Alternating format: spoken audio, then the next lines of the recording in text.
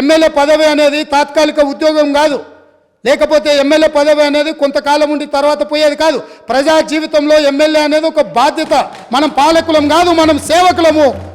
పాలన చేయడానికి, అధికారం చెలాయించడానికి, నిరంకుశత్వాన్ని అమలు చేయడానికి మేము ఇక్కడికి రాలేదు. మేము పాలకులము కాదు అధ్యక్ష, మేము సేవకులము. 4 కోట్ల ప్రజలకు సేవ చేయడానికే మేము ఇక్కడికి వచ్చినాం.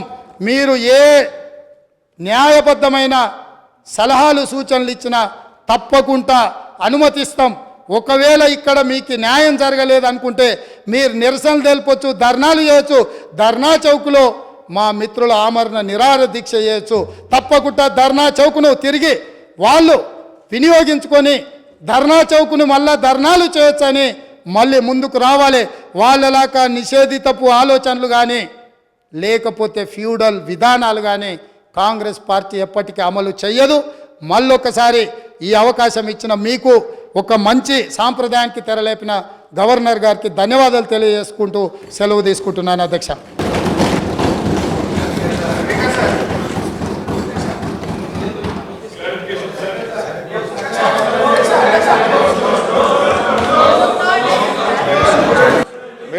మీరు చాలా ప్రజాస్వామ్యంగా ఉంటారు కదా, నో అని ఎందుకంత భయపడుతున్నారు?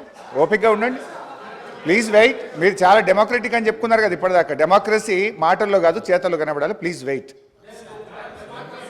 వాళ్ళిద్దరే కాదు, ఇంకా సభ్యులు ఉన్నారు అధ్యక్ష. వాళ్ళు పదే పదే మాట్లాడుతూనే ఉన్నారు కదా అధ్యక్ష. మిగతా వాళ్ళకు కూడా ఏం అవకాశం, పాపం ఫ్లోర్ లీడర్ ఇవ్వలేదు, ప్రసంగానికి కూడా ఇతరులకు ఇవ్వలేదు. అనుభవజ్ఞులైన ఉన్నారు పాపం. కడియం శ్రీహరి గారు చూసి అవకాశం రాక లేచి బయటకు వెళ్ళిపోయినట్టున్నారు. దయచేసి మీరు దానికి రీజనబుల్గా ఏదైనా ఉంటే మిగతా సభ్యులకు కూడా అవకాశం ఇవ్వండి అధ్యక్ష. మీరు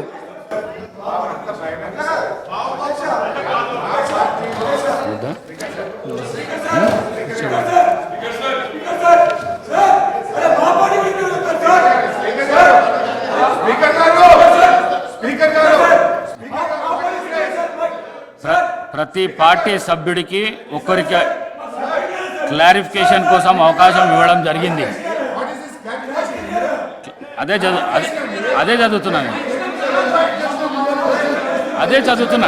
అదే చదువుతున్నాను. మీరు మాటికి ముందు మీరు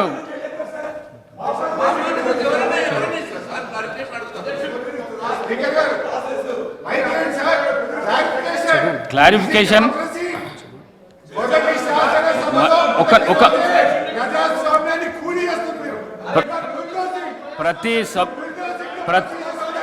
ప్రతి పార్టీ సభ్యుడికి ఒక్కరికి క్లారిఫికేషన్ అవకాశం ఇవ్వడం జరుగుతున్నది.